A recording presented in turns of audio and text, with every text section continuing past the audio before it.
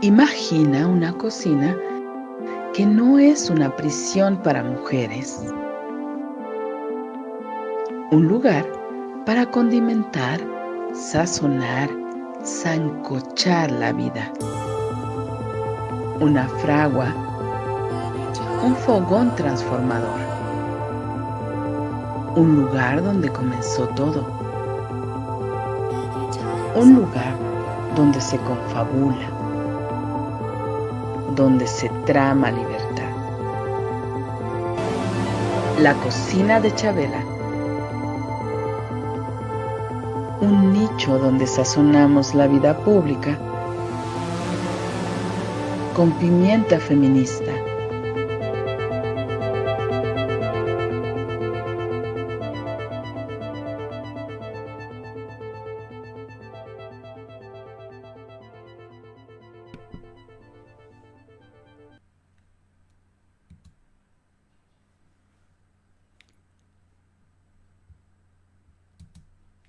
Hola, ¿qué tal? Muy buenas tardes. ¿Cómo están ustedes? Un gusto saludar a toda nuestra pública de Violeta Radio 106.1 de FM. Violeta Radio, la radio comunitaria feminista que transmite desde la Ciudad de México. Ya estamos aquí en una emisión más de La Cocina de Chabela. Soy Cecilia Figueroa y fíjense ustedes que ya estaba conectada con nosotras la titular de este espacio, que en su segunda edición tenemos un suculento material para disfrutar con todas ustedes. Y en lo que se vuelve a incorporar nuestra compañera Maru Chávez, pues yo doy la bienvenida a nuestra invitada de lujo, Noemí Luna García. Querida Noemí, ¿cómo estás? Linda tarde. ¿Qué tal, radio escuchas de Violeta Radio? Pues muy buenas tardes, tengan a todas ustedes. Y bueno, pues mi querida Ceci, buenas tardes. Ay, Noemí, pues tenemos, eso espero, porque compartimos el gusto por la literatura, el gusto por la cocina, el gusto por los alimentos, el gusto por el proceso de la cocina y compartimos también un ideal de construir espacios editoriales con toque feminista, con un compromiso feminista. Y para la ocasión de esta tarde de miércoles 23 de septiembre de 2020, en esta cocina de Chabela, tú nos vas a dar los ingredientes que ocuparon mujeres que junto contigo hicieron posible ese proyecto de revista feminista que vio la luz en la primera década de este siglo. Me refiero a las Genaras. ¿Qué? ¿Trajiste tu receta secreta? ¿Nos la vas a compartir? ¿Nos vas a contar con pimienta, con sal y con un exquisito sazón cómo estuvo las Genaras? Sí, cómo no, pues fue sin lugar a dudas un proyecto para degustar, un proyecto que saboreé muchísimo durante los años que duró la revista, que fueron aproximadamente 6 años. Y bueno, pues en los cuales participé activamente y por supuesto que puedo compartir con todas las radioescuchas lo que deseen sobre este bellísimo proyecto titulado Las Genaras.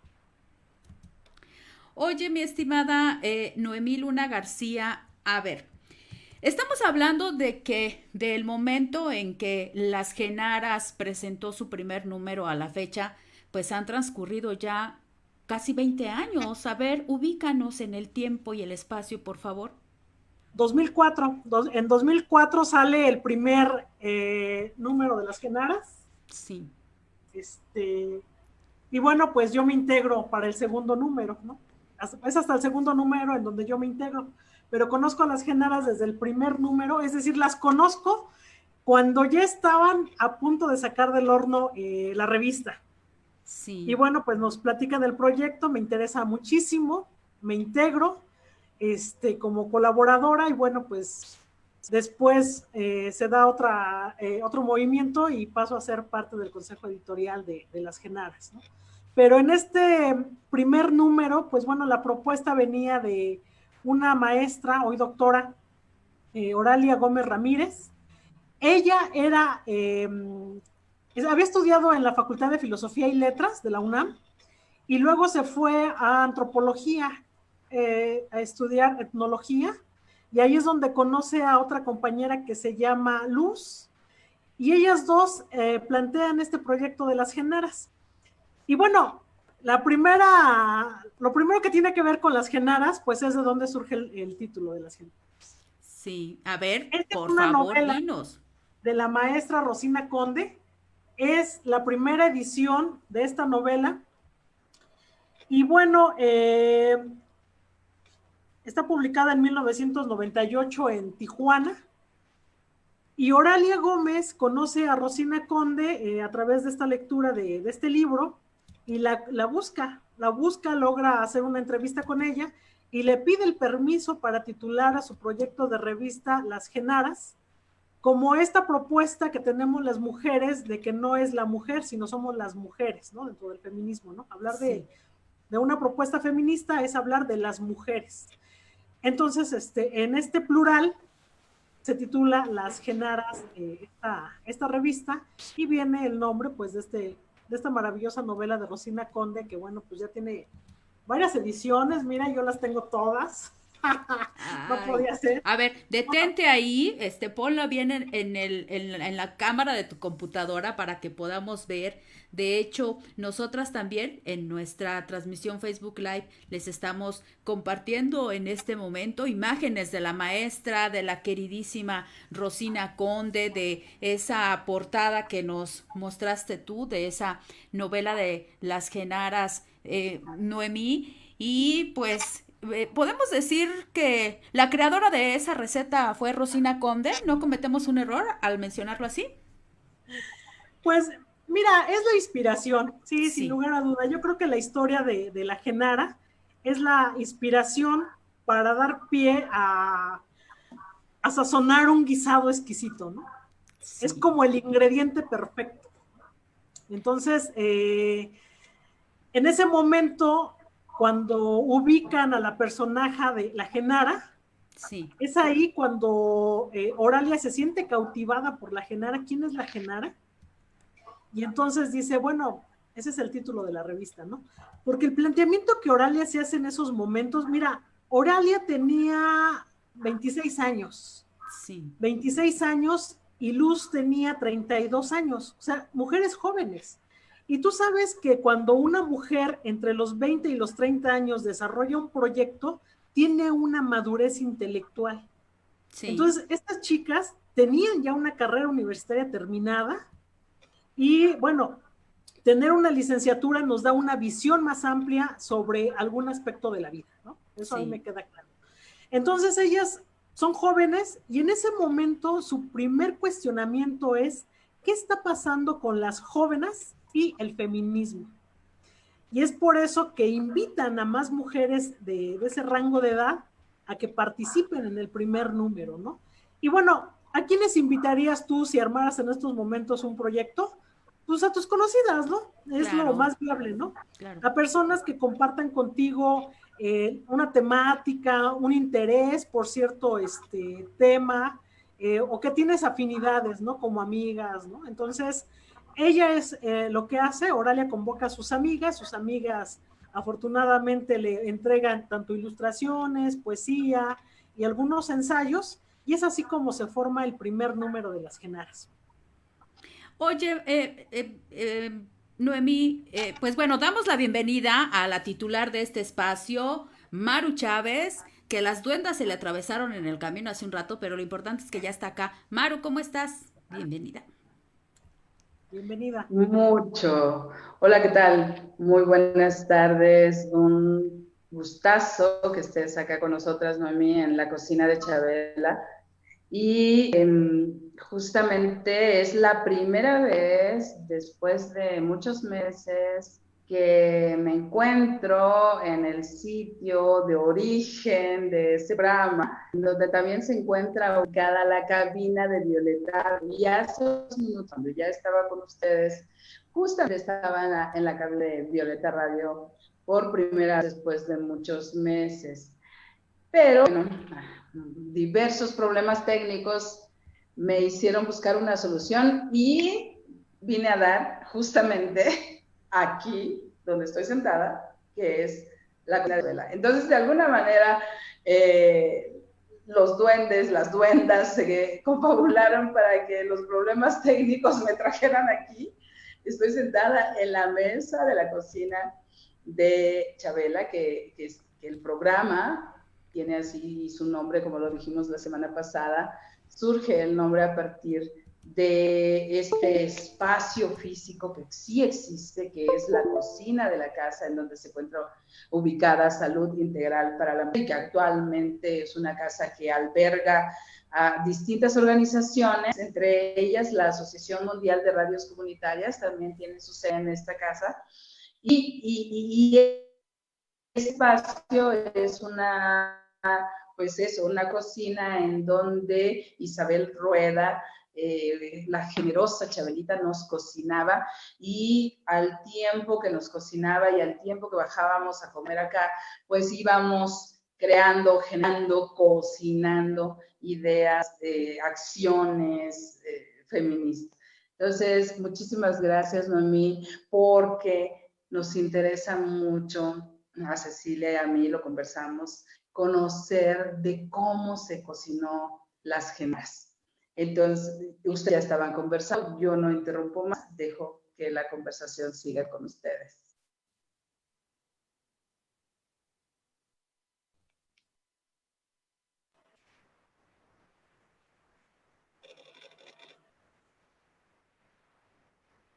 No te escucho, Ceci.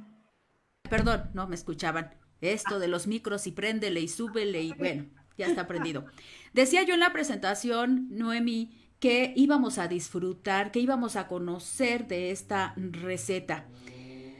En la actualidad, a más de 15 años, pues digamos que las cosas se han facilitado con esto de las redes sociales, difundir el mensaje, las posturas, la teoría feminista, se nos muestra, digamos que con más facilidad que como se mostraba en el siglo pasado, incluso en los albores del actual siglo. ¿Cómo fue? ¿Cuáles fueron las complicaciones para que esa receta de planeación pudiera concretarse, Noemí?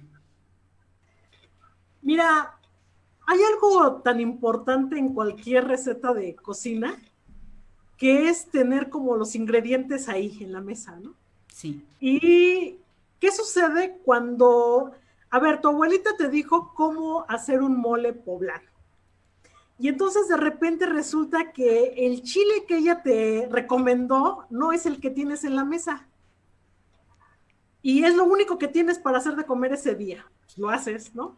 Y entonces te inventas otra receta a partir de algo que tenías planeado y sale una comida, un guisado exquisito, ¿no? A lo mejor no el que tú hubieras deseado, pero sale algo y eso te provoca una enorme satisfacción. Y eso es lo que sucede en cualquier proyecto editorial. De repente el planteamiento es como muy rígido, como muy selectivo, como decir queremos hacer esto, pero lo que se da, pues quién sabe. Te voy a decir algo. La idea original de Oralia en esos momentos, perdón tantito, era la cuestión del... Era la cuestión de hacer revistas temáticas, que cada número fuera temático. Y el objetivo lo logramos, lo logramos hasta el final. Eso sí, nos quedó muy claro, pero también eso nos dio como una especie como de mala suerte. O sea, no sabes, ¿no? Pasaron muchas cosas en torno a cada eje temático que se planeaba para el siguiente número. Cuando Oralia muestra esta propuesta, ella tenía muy claros sus objetivos. Lamentablemente, ella consigue en ese momento una beca para el extranjero y se va a estudiar el doctorado. Digo lamentable para el asunto de las Genaras, ¿no? Qué afortunado para ella que logró una beca para el extranjero y se fue a estudiar el doctorado, ¿no? Pero digamos que para su proyecto inicial lo deja trunco, lo deja como mero proyecto, ¿no? Deja impreso el primer número y se va. Entonces, para el segundo número empieza a haber dificultades porque yo no tenía la teoría feminista. O sea, yo era una novata en feminismo, yo apenas estaba terminando la carrera en Ciencias de la Comunicación, gracias a mi maestra Elvira Hernández Carballido, ahí tenía como un bosquejo de lo que era el feminismo, de lo que representaba, pero las teóricas feministas eran otras. O sea, dentro de las genaras había personas con... ¿De quiénes te acuerdas en esos años? Por ejemplo, Fabiola Juárez Avendaño, la misma Luz María, y no, pues, no recuerdo quién más, pero sí había por lo menos como Geyeli Fernández Covarrubias, y algunas otras dos que se me escapan, ¿no? Sí. Pero ellas eran las teóricas feministas, ellas ya tenían una formación feminista, porque te digo, tenían más edad que yo, por lo menos, ya tenían una licenciatura terminado. En el caso de Oralia ya iba por la segunda licenciatura en etnología, entonces tenía más conocimiento. El hecho de estar estudiando en antropología implicaba que hubiera participado en más seminarios, congresos feministas, etcétera, ¿no? Yo las conozco. Si me permite la pregunta, entonces podríamos considerar que las genaras tenía un origen universitario, académico. Así es, sí, por supuesto. Por supuesto, todas las colaboradoras estaban estudiando en esos momentos una carrera universitaria, sí, así es. Digamos que era el producto de un trabajo académico, de una propuesta teórica académica, ¿no? Del feminismo. No creo que haya sido desde el movimiento como tal, ¿no? Yo creo que las genaras eran consideradas más académicas que de la lucha externa, ¿no? Aún así, por supuesto que traían la camiseta muy bien puesta y sí salían a luchar, ¿no? Pero eran más académicas, ¿sí? Académicas de la UNAM. Académicas de la UNAM, exacto, ajá. Sí. ¿Y sus lectoras, quiénes eran sus lectoras?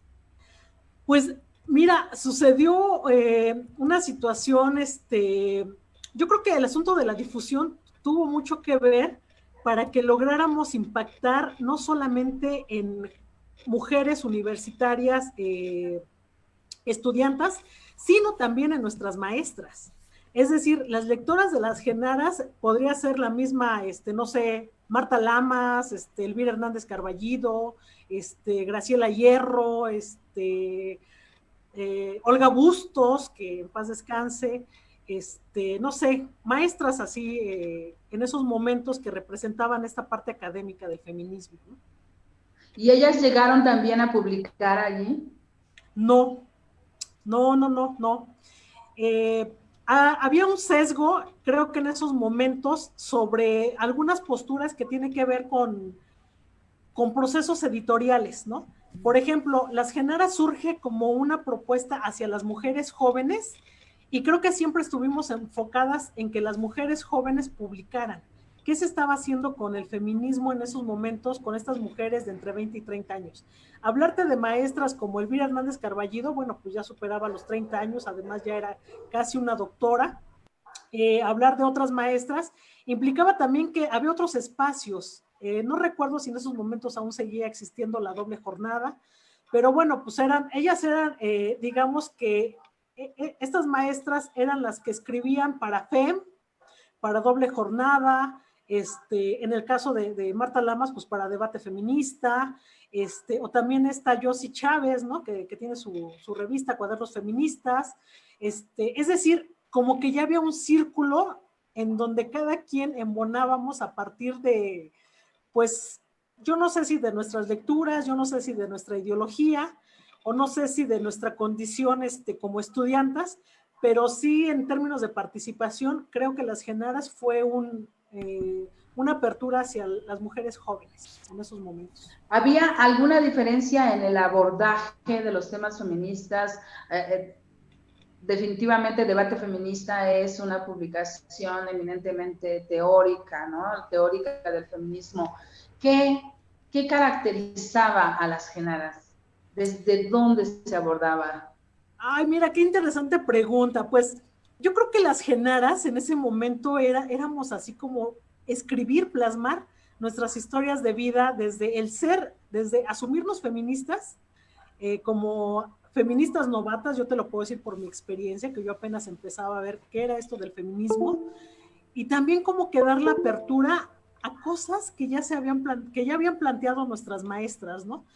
Es decir, todos los asuntos que, por ejemplo, la doctora Graciela Hierro hablaba sobre esta cuestión de la domesticación de las mujeres, pues también nosotras cómo lo asumíamos, ¿no? Cómo asumíamos los roles, pero apenas estábamos saliendo hacia ese campo, ¿no? ¿Y cómo los asumían? Desde ti, desde lo personal, ¿cómo asumías el rol?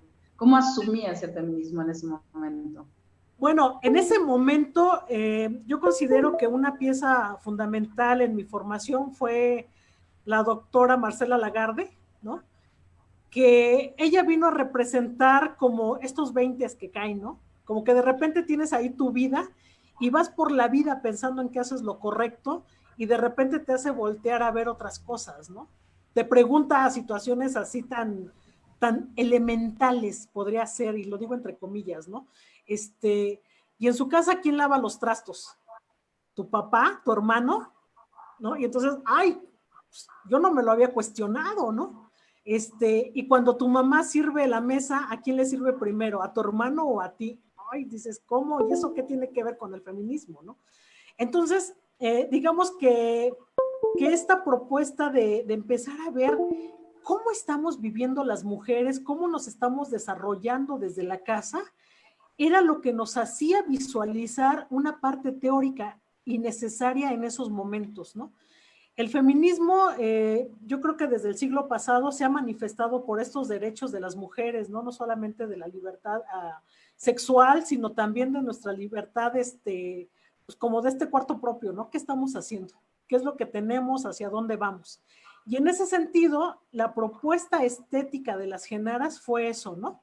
Hablar como si fuéramos, a lo mejor te lo diría ingenuamente, como si fuéramos esas niñas que estamos abriendo los ojos y que estamos conociendo el mundo.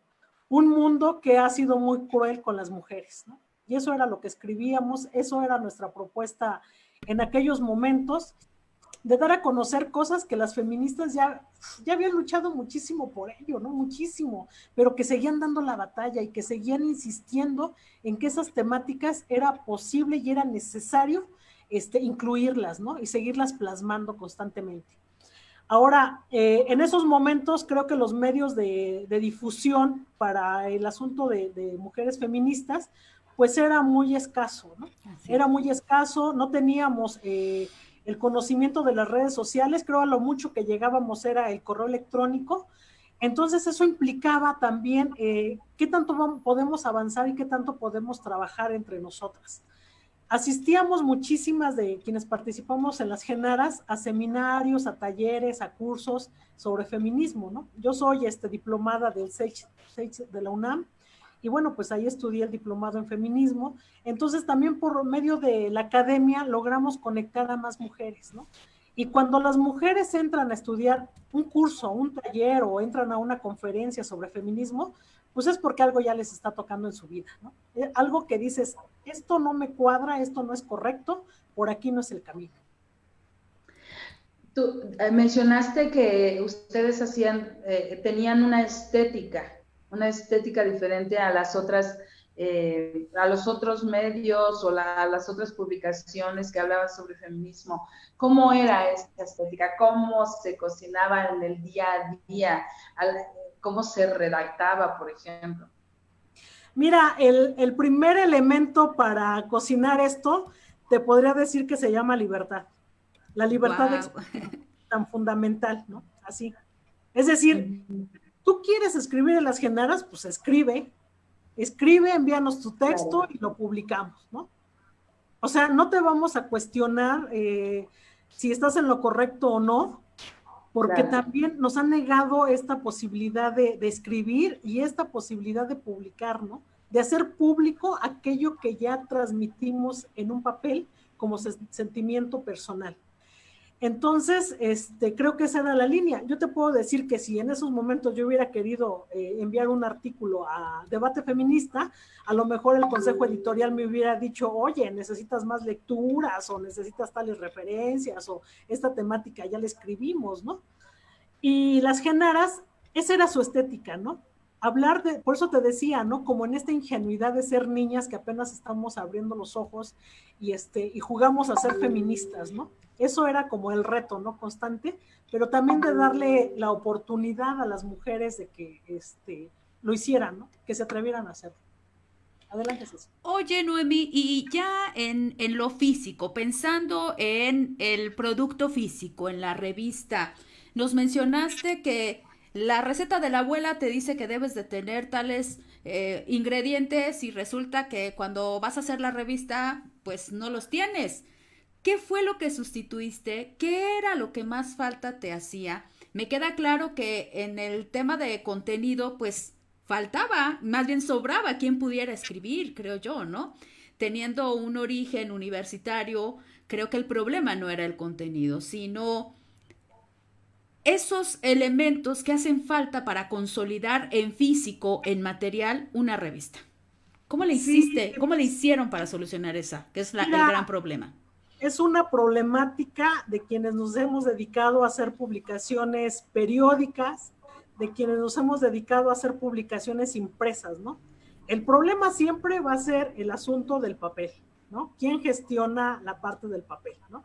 Ahorita, digamos, si nos atrevemos a hacer una revista digital, pues a lo mejor la subimos en Word, en PDF, o le vamos dando ahí una maquilladita de diseño y todo, y es más accesible. En esos años no. En esos años ni siquiera podíamos imaginar lo que iba a representar Facebook, por decirte algo, ¿no? Sí. Entonces, digamos que si hubiéramos hecho una revista electrónica, se hubiera mandado como archivo adjunto de Word por correo electrónico. Eso hubiera sido una revista electrónica en esos momentos. Te estoy hablando Claro. hace 16 años, ¿no? Ujú. La problemática que tiene que ver en estos momentos con la impresión, sí fue un asunto titánico. Por supuesto que yo di la batalla en todo momento. El primer número se imprimen alrededor, no me acuerdo si fueron 200 o 300 ejemplares.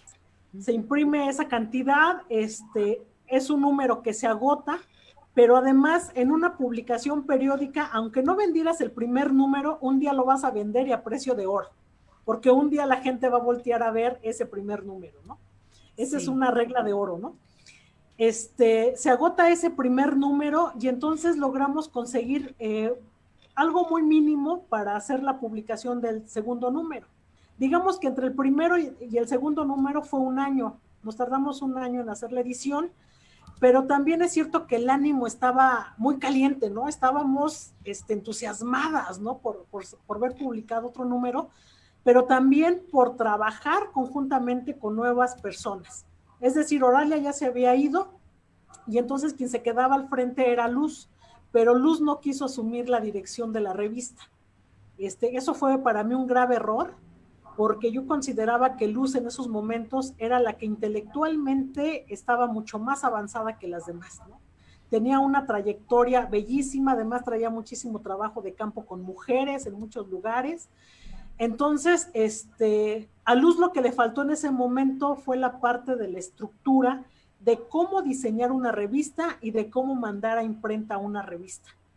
Esos conocimientos yo los tenía porque, bueno, pues yo ya estaba trabajando en ese tiempo en la revista Cómo Ves de la UNAM, y Sí. entonces podía saber muchísimas cosas de edición, pero creo que nos faltó comunicación, nos faltó confianza, nos faltó la posibilidad de admitir y de reconocer quiénes éramos en ese momento, ¿no? Yo me pude haber declarado una incompetente en materia de género y de estudios de feminismo, y creo que Luz debió de haber dicho, pues yo no puedo con esto, pero sí puedo asumir la dirección, cosa que no hizo. Y entonces yo tampoco quería quedarme con la dirección, yo estaba terminando la licenciatura, traía también trabajo y algunas actividades. Entonces lo más fácil fue poner en la cabeza a otra mujer que también en términos de feminismo pues estaba bastante estudiada, como fue Fabiola Juárez Avendaño. Fabiola Juárez Avendaño era alumna de la maestra Marcela Lagarde. Entonces, al ser una alumna de Marcela Lagarde, pues ya te imaginarás que tenía un amplio conocimiento sobre el feminismo y todos los estudios de género. Se queda Fabiola Juárez Avendaño al frente y bueno, pues yo asumo también junto con ella esta parte editorial, pero también Fabiola le hace falta el recurso que tiene que ver el trabajo editorial y yo asumo toda la parte editorial. Soy quien empieza a trabajar junto con Emanuel Vela Garduño la cuestión del diseño, la cuestión de la maquetación, la cuestión de la impresión y demás. Pero además, para el primer número, digamos, hicimos una vaquita entre nosotras para aportar a la impresión y lo que habíamos logrado recuperar de la venta del primer número. Afortunadamente se vendió todo, ¿no? Pusimos una parte y es como logramos imprimir el segundo número. Para el tercer número, pues bueno, la situación económica seguía siendo la misma, entonces también vendíamos, pero para el segundo número ya hice yo un tiraje de 1000 ejemplares. ¿Y quién los vendía? ¿Quién se dedicaba a venderlos? ¿Cómo los Pues distribuían? yo lograba colocar cerca del 70-80% de venta. Iba a ferias de libro, me metía en seminarios, en talleres, en cursos de feminismo y ahí llevaba la revista, ¿no? ¿Sí? ¿Y cuál era el precio? ¿Cuál era el precio? 20 pesos. 20 pesos. 20 pesos, y creo que se mantuvo hasta el final. 20 pesos, y bueno, pues no, eso nos dio la posibilidad, ya con el número 2, ¿no? Tuvimos la posibilidad de conocer a más feministas que se interesaran, y bueno, pues ya también de repente alguien hacía solidariamente una aportación, ¿no?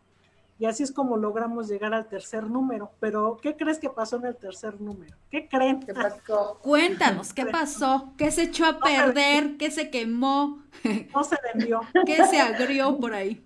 El tercer número, fíjate que el tercer número está dedicado a la sexualidad. Te digo que es una revista temática. Sí. El primer número está dedicado a relatos de vidas de mujeres. ¿Sí? Acércalo más, querida, para verla. No sé si así. Bájala un poquito. Ah, ya alcanza. Sí, relato de vida de mujeres. ¿Sí lo alcanzas a ver, Maru?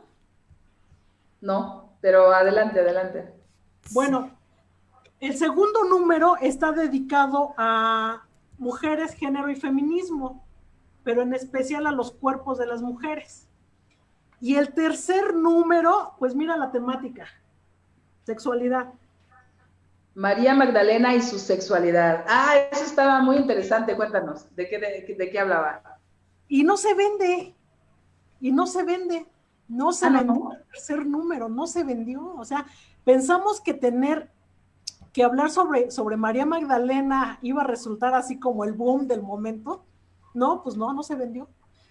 Ese número se vino a vender cuando ya estábamos en el séptimo número. Y de una manera muy curiosa, se hizo por primera vez la Feria del Remate en el Auditorio Nacional que organizó la CANIEM, y entonces, pues como yo me lograba ya meter en varias ferias, fui a ver a un compañero y le dije que si le podía llevar unas revistas para que las vendiera como saldo, ¿no? Dije que nos den 10 pesos por ellas, pues está bien, podemos gestionar otro número. Pero resulta que el primer día le llevo cerca de 500 ejemplares, se los dejo ahí y jamás le dije que eran para venta, ¿no? Ni para regalar ni para nada. Entonces yo dije, bueno, pues si no se van a vender, por lo menos que la gente se lleve un número y pues que sepa que existieron las Genaras, ¿no? Y resulta que cuando regreso al final de la feria, mi amigo me da una bolsa de dinero y me dice, se vendió todo y quieren más. Y le dije, ya no hay más y no voy a volver. ¡Qué emoción! Ya no podíamos volver a editar un número que nos costó muchísimo trabajo. A ver, ¿esto cuánto tiempo después fue de que salió la impresión?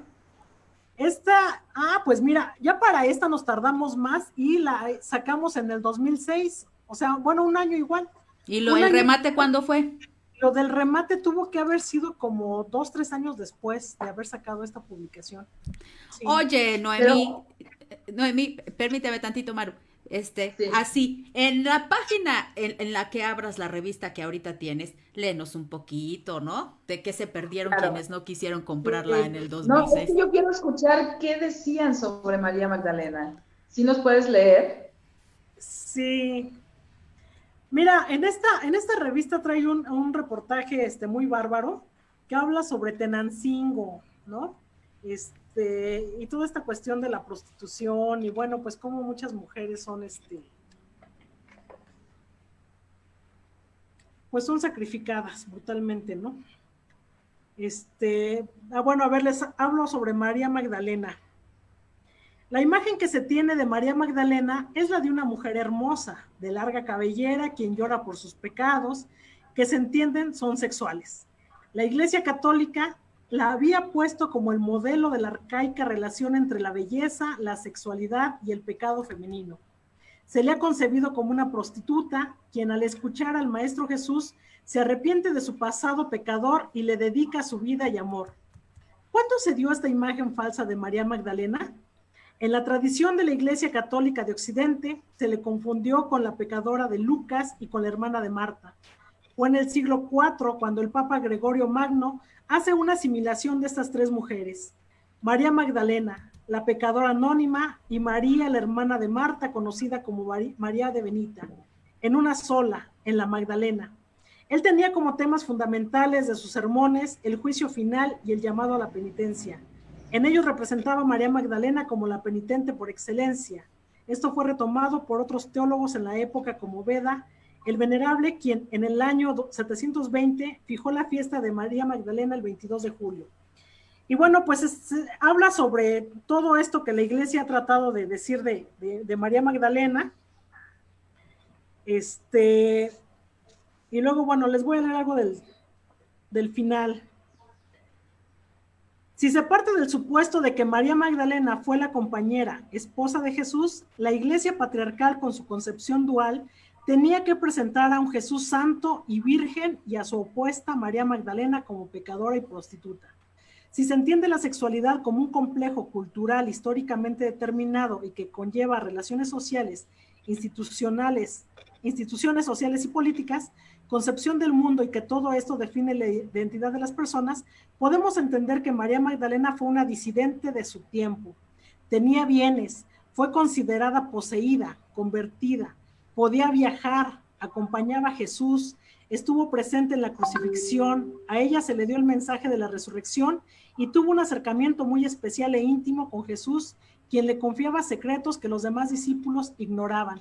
Fue la discípula amada a quien Jesús, un maestro, profeta, rabino, besaba en la boca y ella reconoció la misoginia de Pedro. Por todo lo anterior tenía que ser descalificada y condenada. Y sigue, ¿no? Pero es parte de lo que les comentaba hace rato, ¿no? De cómo nos íbamos descubriendo y construyendo en el feminismo, ¿no? Sí. De eso eran los textos, ¿no? Muy sencillos, pero también con un abordaje muy profundo que nos hacían reflexionar y decir, ay, ¿por qué había pensado esto? ¿Por qué no lo había visto desde esta manera, no?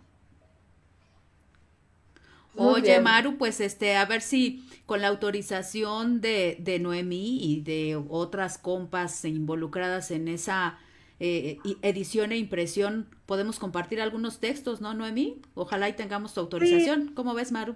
Yo creo que sí.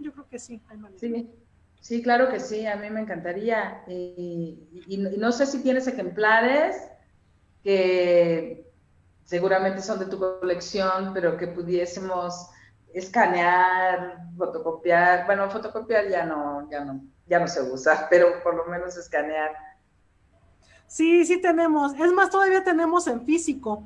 Justamente ayer una compañera que nos hizo un contacto con la embajada saharaui, Laila Sánchez Curi, la doctora, me mencionó anoche que ella tiene muchísimos ejemplares para donar hacia Violeta Radio. Entonces, esperamos que ahora que termine el confinamiento podamos acercárselos. Sí, por supuesto.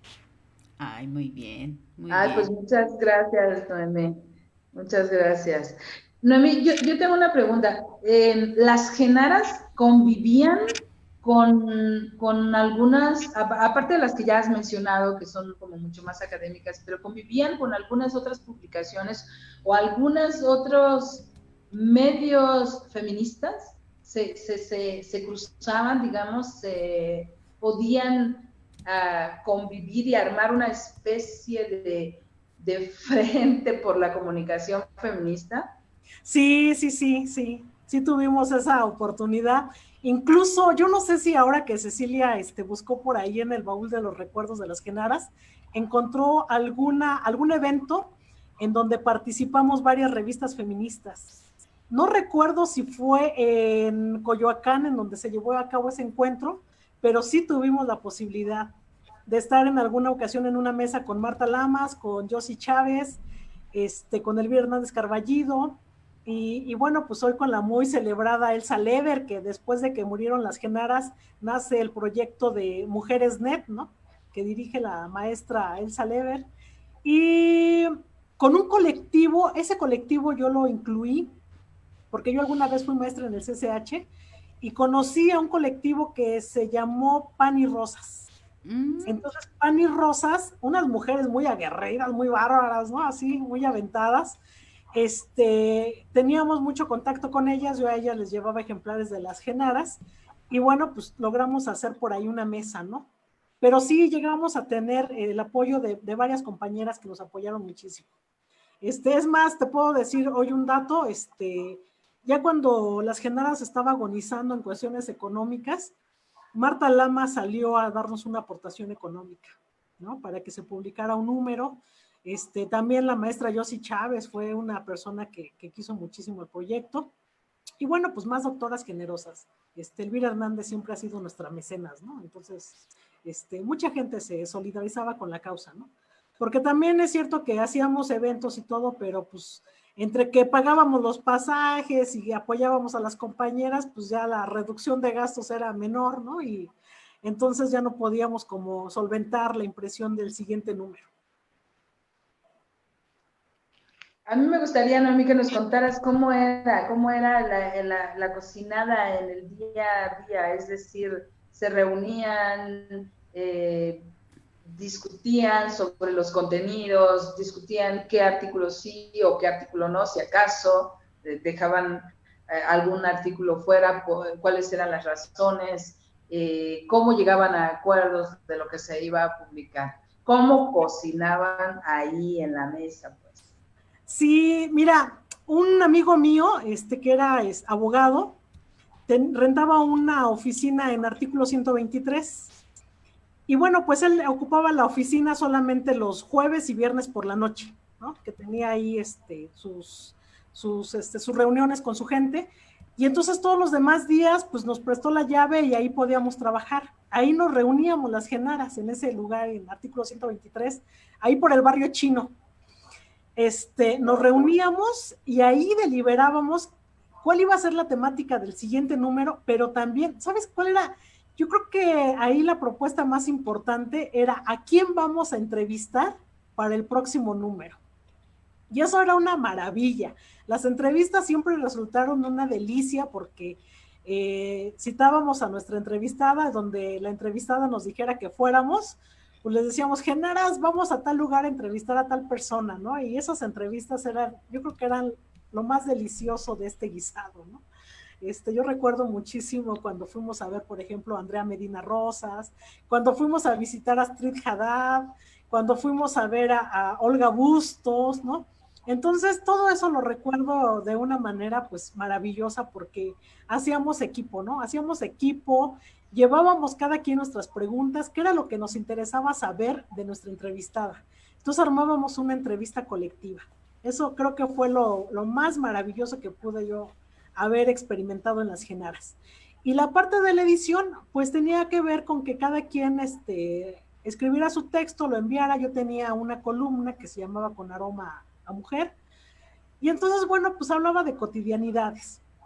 Pero también es cierto que muchísimas actividades como mujeres nos van absorbiendo, y entonces terminamos a veces haciendo malas cosas o no porque no tengamos compromiso, sino porque el tiempo nos devora, ¿no?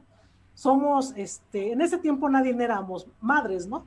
Pero éramos estudiantas, teníamos que trabajar, teníamos que cuidar a la mamá, al papá, etcétera, etcétera. Entonces, las cosas como que se iban más limitando para el espacio de escribir. Y la cuestión que tiene que ver con la corrección, todas leíamos la revista antes de que pasara a diseño. Eso era un requisito indispensable. Y también teníamos que buscar todas aquellas ilustraciones que alguna mujer nos fuera a dar para ilustrar la revista, ¿no? Y ya Manuel se encargaba de ilustrar la revista, ¿no? Oye, Noemí, me hablas de un escenario de mucha fraternidad, de mucho consenso. ¿No discutían? Sí, por supuesto. Platícame de eso, por favor, porque también esas, cocinamientos, pues tienen que comentarse, porque tú hace un rato que platicabas de la historia, decías lo que consideras fue un error, el que una de ustedes no haya aceptado estar orquestando o estar al frente de un proyecto, etcétera. Y reconocer que discutimos y que nos confrontamos en las ideas es bien importante, porque a veces hablamos de la sororidad como si fuera nada más algo discursivo. Claro, Y claro. en todos los proyectos, pues el consenso es difícil, ¿no? ¿Cómo discutían? Mira, las generas tuvimos 3 discusiones y en la tercera se murió la revista. Híjole, me has tocado un tema bien triste. Sí, no es tan fácil, ¿no? La gente pensaría que las mujeres no discutimos, ¿no? O que vamos siendo feministas sin transgredir a las otras o sin hacernos daño o hacerles daño, ¿no? Bueno, surge una primera discusión por este asunto de la dirección de las genaras, ¿no? Sí. Creo que eso siempre nos mantuvo como en una especie de que no sabíamos hacia dónde íbamos. Todas asumimos que la maternidad de las genaras era Rosina Conde. No sé por qué, no sé por qué, ¿no? Y todas lo asumimos, inclusive yo te lo podría asegurar que hasta la misma Oralia asumió que la mamá de las genaras era Rosina Conde, ¿no? Pero la realidad era que la madre de las genaras pues era Oralia, por ser la mujer que se aventó a idear un proyecto y a plasmarlo en papel y a imprimirlo y a transmitirlo, ¿no? Yo siempre tuve ese reconocimiento hacia ella, pero también la orfandad nos dolió muchísimo. O sea, el que ella se haya ido y así como, ahí les dejo a mi niña, hay que crezca, fue como un golpe muy duro, ¿no? Entonces yo asumí como que esa parte no me correspondía y todas asumíamos eso. O sea, nadie lo dijimos, pero el día que explotó la bomba, por eso explotó, porque nos abandonó. Entonces, la primera discusión que tenemos es porque ella regresa de Estados Unidos, me parece que sí andaba en Estados Unidos, regresa y surge esta problemática porque las chavas en un momento también se cansaron, ¿no? O sea, sí, te gusta el proyecto y todo, pero no generaba, la venta de las revistas no generaba ni siquiera el costo de la impresión. Ujú. O sea, ya no hablemos de que nos tocara un sueldo por ser correctoras, editoras, articulistas, no había pago, no había pago. Entonces, lo que teníamos que hacer en ese preciso instante era seguir apostando más y más y más. Es como darle y darle dinero a las genaras y no ver nada, porque no salía nada, ¿no? Y creo que en ese punto, pues yo siempre asumía con la mejor actitud el hecho de que otro nuevo número viera la luz, ¿no? O sea, yo estaba tan comprometida, yo estaba tan enamorada, que yo daba y daba y daba y daba y nunca me interesó, ¿no? Tenía un trabajo en, ¿cómo ves? Pues estable, no ganaba mucho, pero por lo menos salía para pagar mis gastos y eso también me permitía tener movilidad, ¿no?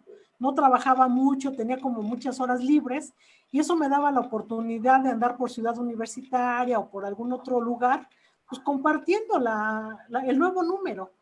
Entonces nuestra primera discusión surge porque no habíamos llegado a un consenso, porque asumimos roles que no nos correspondían y porque además nadie nos quisimos comprometer.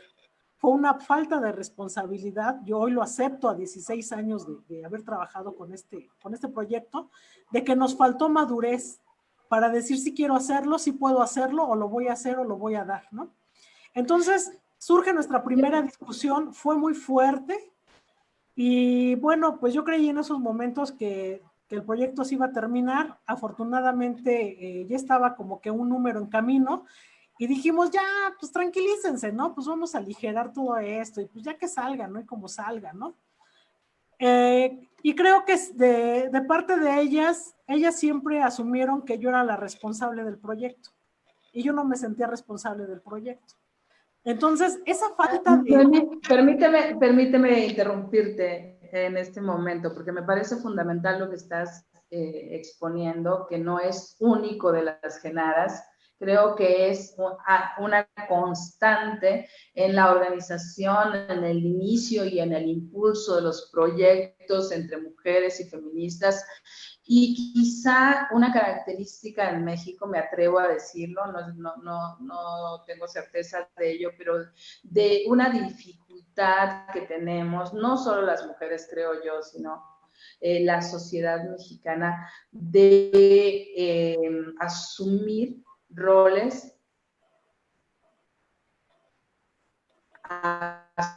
asumir liderazgos, pero también lo menciono por esto que dices de, bueno, ellas asumían que yo era la responsable, pero yo no me sentía la responsable, es decir, no había un reconocimiento del liderazgo propio, pero por otro lado tampoco se verbaliza el liderazgo de las otras, porque ellas tampoco te lo dijeron, supongo, ¿no? O sea, reconocemos en ti la directora de este proyecto. Sí, así fue. Fíjate que eso es un planteamiento, yo no sé si lo asumimos cuando estamos en la cuestión de estudios de género, como esta propuesta de que no vamos a ser como ellos, ¿no? No vamos a ser las tiranas, ¿no? Sino nosotras vamos a compartir con las compañeras y todas. No es cierto, o sea, no lo hacemos. No tenemos esa capacidad de trabajo en equipo, esa es una realidad. Nunca lo hemos podido tener. Entonces, no hay de otra. Una persona es la que dirige y las otras son las que tocan en la orquesta, no hay más, ¿no? Y eso nos faltó. Nos faltó el compromiso, nos faltó la responsabilidad, nos faltó asumirnos y nos faltó como que poner las bases sólidas de quién era quién, ¿no? Como en un asunto autoritario. Siento que eso le faltó a las Genaras. Y eso fue nuestra primera discusión. La segunda discusión, pues seguíamos como en esa misma tónica de, pues, ¿quién hace qué? Había por ahí algunas personas que estaban en la Cámara de Diputados, de senadores, no sé, algunas mujeres feministas, y yo les propuse que nos aportaran algún apoyo económico para continuar con el proyecto. Entonces, por ahí una persona dijo, sí quiero apoyar el proyecto, necesito que vengan las Genaras, que se reúnan conmigo, pero otra vez la cuestión de los tiempos, ¿no? O sea, tenemos trabajo porque las Genaras no nos dan para, pues para mantenernos, y entonces esa cuestión era de que no había quien se hiciera responsable de ir a hablar con esta persona pues para ver si nos iba a apoyar económicamente. Y como siempre, pues volví a asumir otra vez yo la responsabilidad y entonces pues fue el acabose, porque me dijeron, bueno, aquí el asunto de los dineros es que cuánto nos va a tocar a cada quien, y yo les dije, no, yo estoy pidiendo un apoyo para impresión de la revista, no para que nos paguen, ¿no? O sea, ojalá pudiéramos conseguir dinero para que nos paguen, ¿no?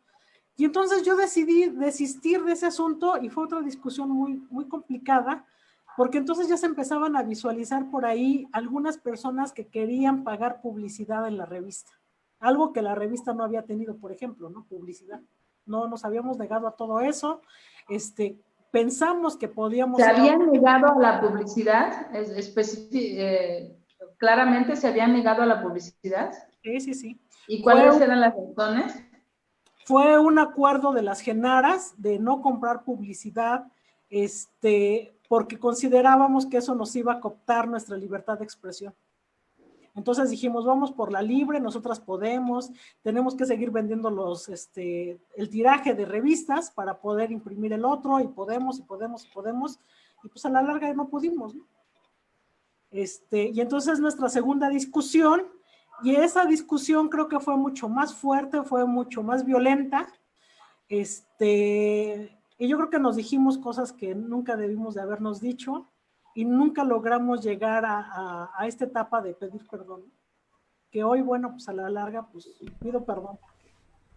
Sí fue muy lamentable la salida tan violenta de esta revista, y en ese momento Oralia dice, yo me desligo del proyecto.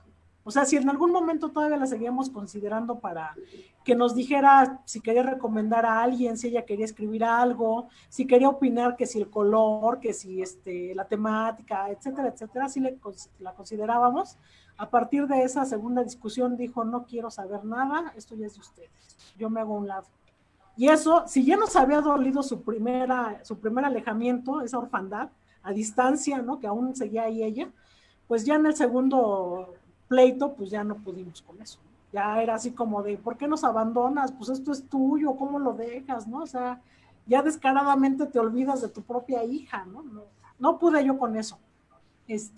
Yo seguía trabajando conjuntamente con la gente. Fabiola también. Fabiola creo que fue una persona que todo el tiempo se mostró muy estable emocionalmente. Yo siempre he sido como muy de altas y bajas, o estoy muy deprimida o estoy muy acelerada. Y Fabiola no, Fabiola siempre era estable. Entonces Fabiola era como que este puente que nos mantenía unidas. Pero ya la tercera discusión se da porque llega una nueva integrante a las Genaras, Ivona Razola, que si hoy ustedes la buscan en redes sociales, pues bueno, fue parista de la UACM, una mujer muy aguerrida, pues muy brava, ¿no? Y entonces ella traía nuevas propuestas para hacer como una nueva administración de las Genaras, cosa que no me pareció mal. Y en ese momento yo le dije, se las dejo. Yo me desligo del proyecto, esto ya no es mío, ya no me pertenece, ¿no? O sea, si en algún momento quise sentirme parte de, y quise asumir un favor que alguien me había pedido, en este caso Oralia, de decir, ahí les dejo a mi niña, cuídenmela, yo a partir de ese momento yo dije, no, yo ya cumplí, adiós. O sea, si la mamá no fue tan responsable de continuar cuidando a su hija, la tía, ¿por qué, no? O sea, sí, perdón, pero yo eso lo pensé, eso fue lo que sentí en ese momento, y entonces dije, se acabó, no sigo con este proyecto. Dejé el último número armado todavía, pero pues ya no se imprimió. ¿Cuándo salió el último número? El último número sale déjame te digo, sale en el 2010, junio del 2010. O sea, y este número sale... Enseña. Hace 10 años. Bien. Este número salió a vapor, porque ustedes recordarán que en 2010, en agosto, se da el Encuentro Nacional Feminista. Entonces, sí, yo pedí prestado aquí y allá y más allá para sacar ese número, lo sacamos, y yo les dije, no, en el Encuentro Nacional Feminista se va a vender como pan caliente. Y llegamos con 700 ejemplares al Encuentro Nacional Feminista y vendimos 15 revistas. ¿En serio? Y desde tu perspectiva, ¿a qué se debió?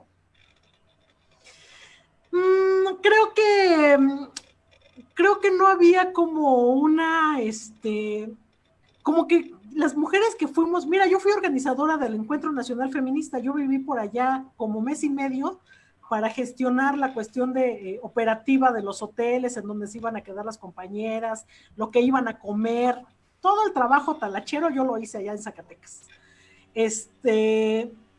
Y considero que todas estábamos a la expectativa de a ver qué hacíamos las demás mujeres, ¿no?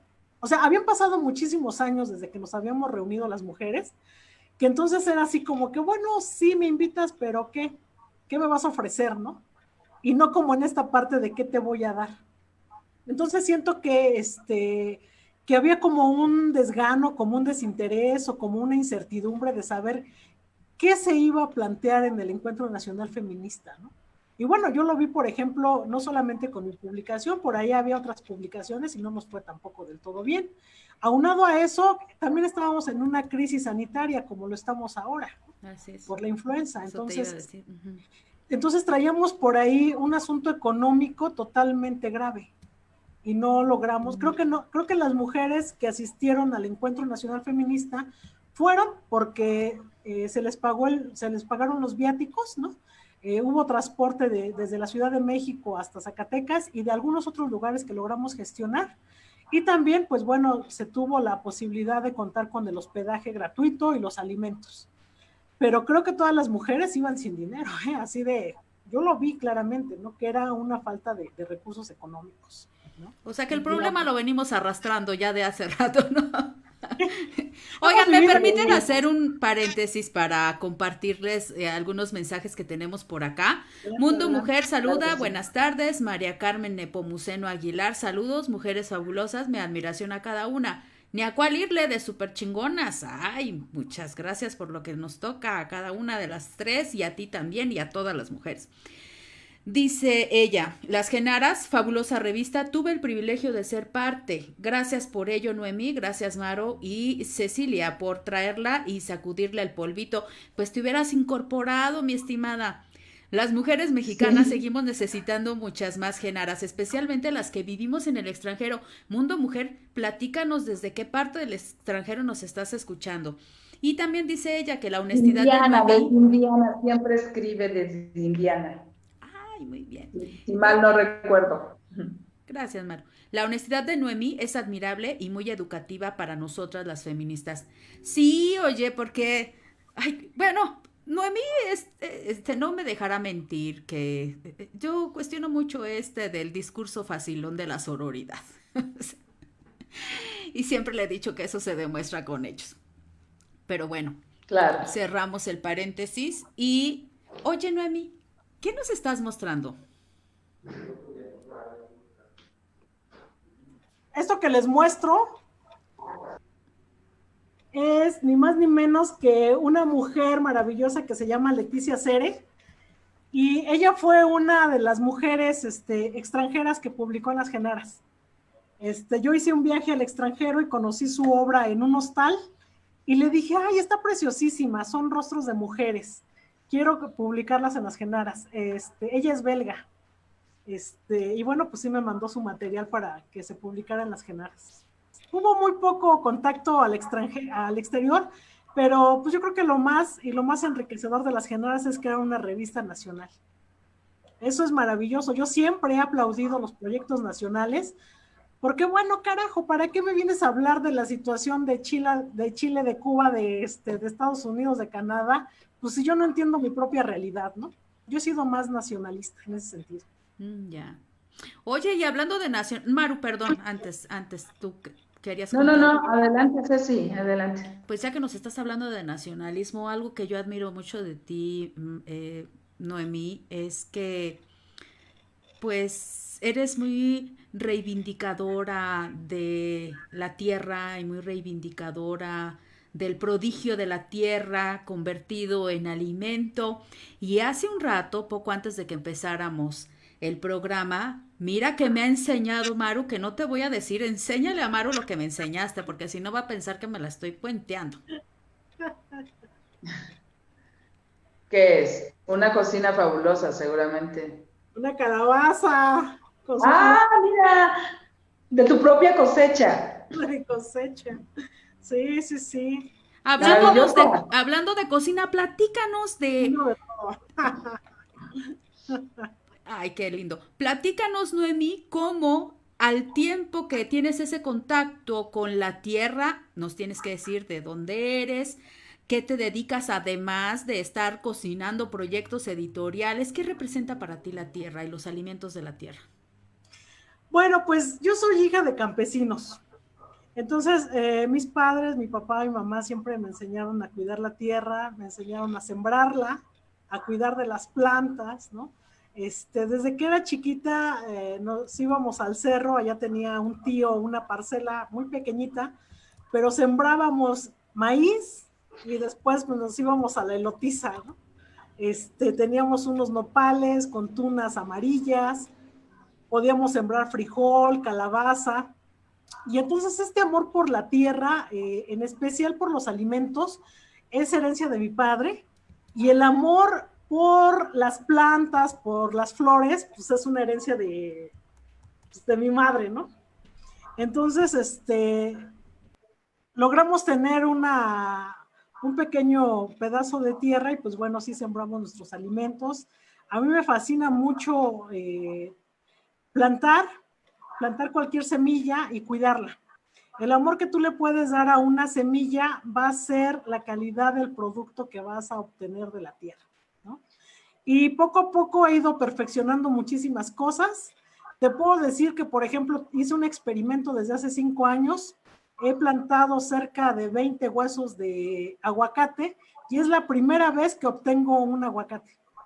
Entonces, ya del árbol.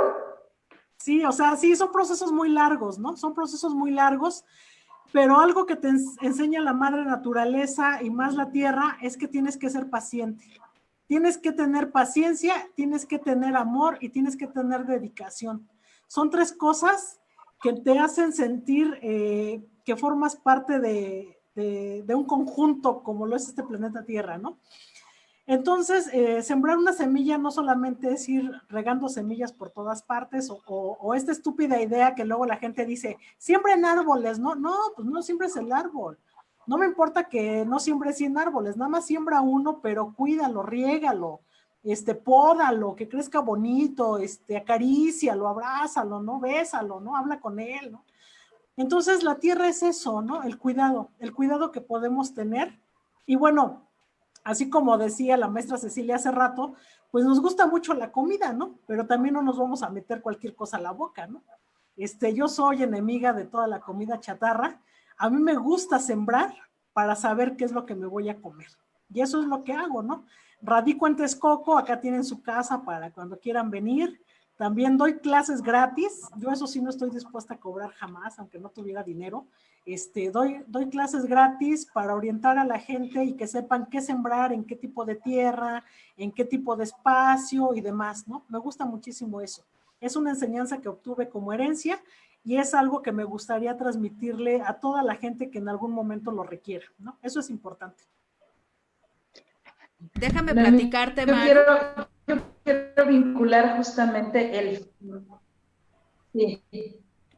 Te escuchamos, Maru. ¿Sí, Cecilia? Te escuchamos. No, es que yo quiero vincular justamente la partida de Noemí del proyecto de las Genaras, ¿no? Con la no continuidad del proyecto, lo que me hace pensar que definitivamente sí era un proyecto de Noemí y que se necesitaba su presencia para continuarlo. Pero también ese cambio hacia girar hacia la tierra y tener ahora un proyecto de vida que tiene que ver con sembrar, sigue siendo su proyecto sembrar realmente, como que nos conversara un poquito de esto. Bueno, Maru, pues tú no me conoces tanto como Ceci, pero yo una vez que concluí el proyecto de las Genaras, me lancé por armar una editorial. Tengo una editorial, dirijo una editorial que se llama Eterno Femenino Ediciones. Yo no he podido controlar estas ganas de editar, ¿no? Para mí fue así como una bola de nieve que se fue haciendo más grande, más grande, más grande. Y entonces, bueno, pues sí, yo concluí ese proyecto porque también sentí que en un momento dado, un proyecto que te da mucho, que te da tanto amor, que te da tanto compañerismo, pues es como las relaciones de pareja, ¿no? Un hombre al que, bueno, en este caso yo soy heterosexual, un hombre que te da tanto, pues no tienes por qué golpearlo para terminar o él no te tiene por qué golpear para que tú lo dejes, ¿no? Si en algún momento hubo esa química, pues lo mejor es tomarse un café juntos y decir, mi amor, hasta aquí se acabó y adiós, cada quien para su casa, ¿no? Y eso fue lo que yo quise hacer con las Genaras, dar esa posibilidad de que estas nuevas voces cumplieran con un objetivo que a lo mejor yo ni siquiera lo había planeado, ¿no? Y además, también como que me asumí en esta parte de, ¿en dónde estoy? ¿Yo qué hice? ¿Por qué no fui capaz de defender algo, no? Sí, a lo largo de los años me ha dolido muchísimo, porque fue un proyecto maravilloso cuando pudimos reunirnos, cuando pudimos discutir, cuando pudimos sacar adelante el proyecto, porque teníamos un objetivo en común, que era publicar un número. Entonces, cuando esos objetivos ya no se cumplen y cuando empiezan las grillas de que si tú haces, de que si no me dejas hacer, de que, bueno, te doy la oportunidad de hacerlo y no lo haces, pues entonces ya no vale la pena seguir. La revista Las Genaras se muere, pero pues bueno, como yo quería tanto las revistas, pues publiqué esta nueva revista que se llama Musas de Papel, ¿no?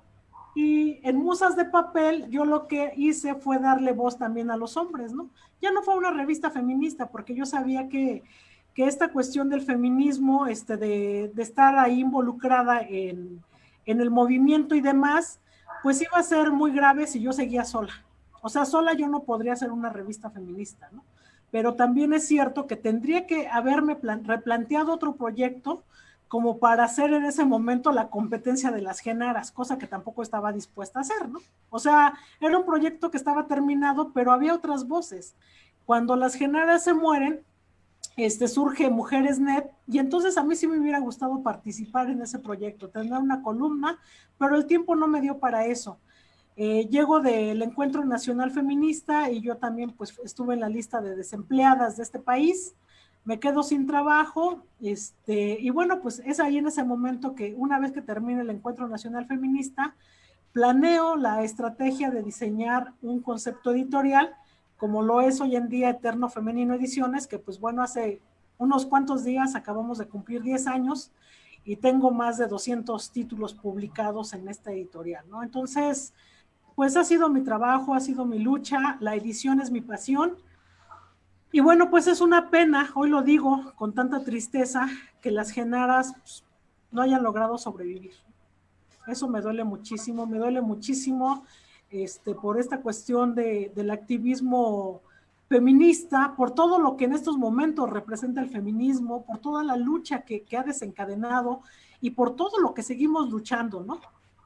Que nos respeten nuestros cuerpos, que nos respeten nuestra vida, que nos respeten, ¿no? Entonces, también que nos respeten el trabajo, que nos respeten el liderazgo, que nos respeten el conocimiento y que nos respeten la experiencia. Claro, sí, pero en ese momento, como novata, pues ni siquiera nos interesó eso. Creo que ahí sí nos faltó una estrategia de buscar a nuestras ancestras, ¿no? De buscar a las maestras y de pedir una opinión. Así como estas terapias de pareja que se dan para que los matrimonios no truenen, eso nos faltó a Las Genaras. Tener una terapia con maestras que nos dijeran hacia dónde ir o por qué no claudicar. Eso nos faltó. Oye, Noemí, con esto que tú dices Así ahorita es. de que les faltó consultar a sus ancestras, híjole, yo ahora miro como que hay una brecha bien difícil de acercar extremos y me preocupa mucho que, híjole, pues yo lo voy a decir porque nos estás dando un ejemplo de sinceridad, pero a veces veo en posturas de las compas, de las más chavitas, mucha intolerancia, ¿no? Una falta de reconocimiento a quien hizo un papel muy importante en la lucha feminista, hablando pues de las 2 últimas décadas, no por desconocer lo que se hizo anteriormente, sino porque lo que nos tocó mirar, lo que nos tocó vivir. Y Oye, veo Ceci, ahora, y veo ahora mucha sí, pero intolerancia. yo quiero hacer una corrección. Yo creo que no es de las más chavitas. La falta de reconocimiento de los liderazgos o del conocimiento, de la experiencia de una mujer o hacia una mujer, también se da de mujeres adultas. Hay Sí. una especie de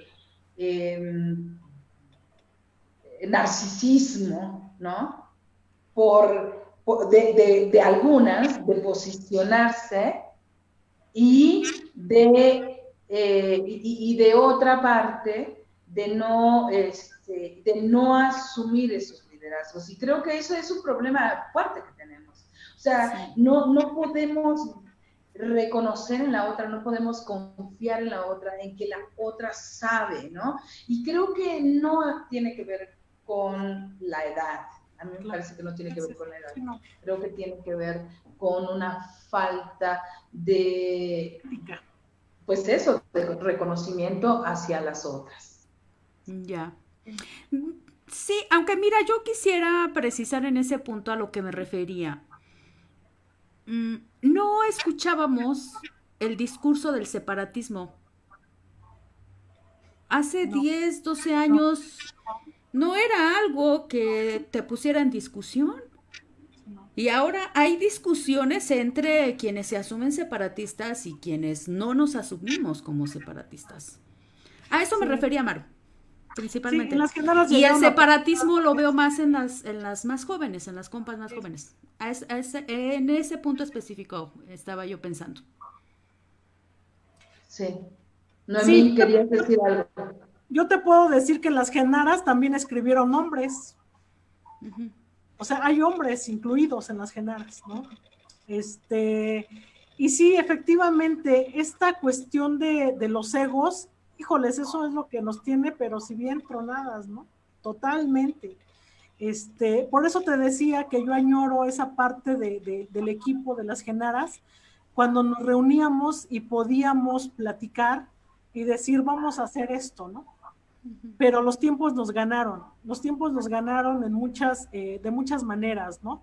Te ganan los tiempos biológicos, de que si vas a querer ser madre o no vas a querer ser madre, de que si te tienes que ir de la casa porque ya no eres la estudianta que va a terminar la licenciatura, ya la terminaste y ahora vas a demostrar con un trabajo lo que aprendiste, ¿no? Porque tienes que mantener familia, porque te tienes que ir a rentar, o sea, nos ganó la edad y ese también fue otro punto en desventaja con las Genaras, ¿no? Si hubiéramos continuado en esos años 20, no, pues hubiéramos hecho maravillas, ¿no? Pero llegamos a los años 30 y entonces la edad nos empezó a carcomer en muchas otras situaciones de nuestra vida personal. Y eso pues también es lamentable. Podríamos decir que lo que necesitamos es aprender en cómo avanzar en la edad biológica, pero también en una edad mental que asuma estrategias de articulación y de reconocimiento de los conocimientos que otras tienen. Sí, por supuesto. Sí, eso, fíjate, ahorita lo estamos viendo en este confinamiento, ¿no? ¿Quiénes estamos aquí al frente dando conferencias, talleres, charlas? Pues una, quienes tienen los recursos económicos para tener una máquina conectada a un Wi-Fi, ¿no? De entrada. Y la otra, quienes no tienen compromisos con hijos, ¿no? Quienes tienen hijos ya adultos y hacen su vida como sea, quienes son más independientes, ¿no? Otra vez volvemos a esta situación del cuarto propio, ¿no? Que para poder escribir tenemos que tener un cuarto propio, porque no podemos estar redactando un artículo acá sesudo en la cocina. En la cocina nada más vamos a hacer ideas, ¿no? Eso es fundamental, el cuarto propio, para que las mujeres podamos tener un espacio en el que podamos encerrarnos a pensar, a reflexionar, a mirarnos, incluso a tocarnos, a reconocernos como mente y cuerpo. Bueno, yo creo que estamos llegando al final de esta segunda emisión de La Cocina de Chabela. Noemí, ha sido un placer tenerte acá con nosotras, conocer a profundidad qué sucedía con una publicación feminista de inicios del siglo XXI, iba a decir 20, ya del siglo XXI. Ceci. No, pues decir que fue exquisito, de verdad, fue exquisito, no nos equivocamos cuando platicamos que sería exquisito escuchar esta historia de las Genaras. Y yo quisiera pedirte, Noemí, que me dijeras cuál va a ser el destino de esa calabaza. Un dulce. Un dulce de calabaza, hasta acá huele ya. Rápido, delicioso. Cocina tipo TikTok, receta tipo TikTok, ¿cómo sería? Yo tengo una receta para hacer pie de calabaza, a mí me encanta. el pie de calabaza me fascina, es algo que de los gringos que me gusta mucho, porque en México no tenemos pie de calabaza así como los gringos utilizan. Suelen comer pie de calabaza en el Día de Acción de Gracias, ¿no? Y la verdad es que ahí sí me declaro completamente fan del pie de calabaza. Así que si quieres la receta, ahí luego te la paso. No, perfecto, sí, sí, sí, No, no. pues hagan un ejercicio de síntesis y a ver si en menos de un minuto ambas me dice, a ver, rápido, Noemí, oye, pues tú has sido redactora en muchos proyectos. ¿Cómo sería esta calabaza? Bueno, pues la calabaza primero la voy a lavar, la voy a partir, voy a poner agua a hervir, la voy a poner en el agua hirviendo con canela y le voy a agregar piloncillo. Y ya después para servir, pues bueno, ya depende qué tan dulce se consuma, le podemos poner miel o le podemos poner más piloncillo, ¿no? Pero yo creo que con el piloncillo es buena, es una calabaza tierna, aunque la ves grandota, es una calabaza tierna, entonces todavía tiene un sabor muy dulcecito. Sí, así es como lo voy a preparar. Ya te estaré mandando la foto. Bueno, no Ay, lo dudo. qué rico, qué rico. Venga la del pie. Bueno, Venga la del pie, la Maru. del pie es un poquito más larga, no lo voy a explicar a detalle, pero justamente el dulce que va a hacer Noemí sirve para hacer el pie. Se le agregan algunas especias como clavo de olor y jengibre y leche condensada y leche evaporada y luego todo eso lo licúas y lo viertes sobre la masa del pie y se hornea y delicioso, súper sencillo también. Ay, qué maravilla. Uh-huh. No, pues este programa ha sido delicioso. Hasta acá huelo a la cocina de Chabela. Huele riquísimo. me hicieron, me hicieron recordar Pues aquí, algo. cuando quieras venir a hablar sobre cómo se cocinan los proyectos feministas en la cocina de Chabela, eres bienvenido. Bueno, pues espéranos unos meses más porque acabamos de armar una revista preciosísima que se llama Vulva Palabra y creo que va a tener un impacto, bueno, ya lo está teniendo, ¿no? Una revista que habla sobre el erotismo de las mujeres, esto que nos han Qué negado. rico. Sí, sí, sí, es una revista bárbara. Yo siempre quise hacer un proyecto así bien guarro, así que se viera que las mujeres también podemos escribir de otras cosas que nos han sido negadas, que podemos publicarlas sin pudor alguno. Y bueno, estoy muy agradecida con todas estas personas maravillosas que se han sumado a este proyecto. Y por supuesto, las genadas viven en otros proyectos. Y aquí están en Claro mi... que sí, eso, además es la semilla que sembraste. Sí, sí, sí, sí, sí. Entonces aquí Pues seguimos. bien, pues hemos llegado al final de nuestra segunda emisión de La Cocina de Chabela, aquí en este espacio justamente que me siento hoy cobijada por La Cocina de Chabela, porque estoy sentada ahí mismo.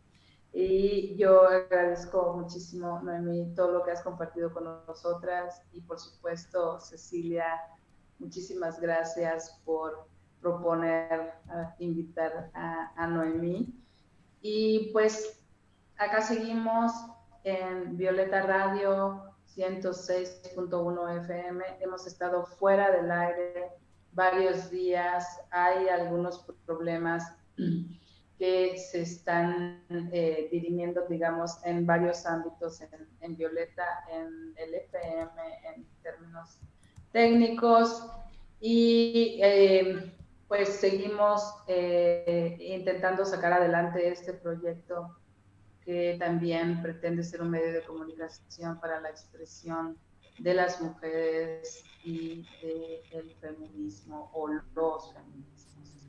Cecilia, muchísimas gracias y nos encontramos la siguiente semana.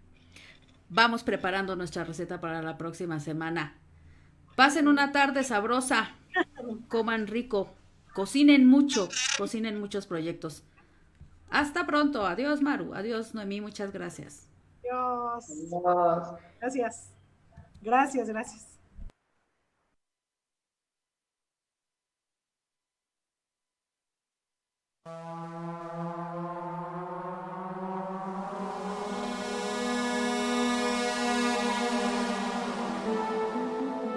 Imagina una cocina que no es una prisión para mujeres. Un lugar para condimentar, sazonar, sancochar la vida. Una fragua, un fogón transformador. Un lugar donde comenzó todo. Un lugar donde se confabula, donde se trama libertad. La cocina de Chabela. Un nicho donde sazonamos la vida pública con pimienta feminista.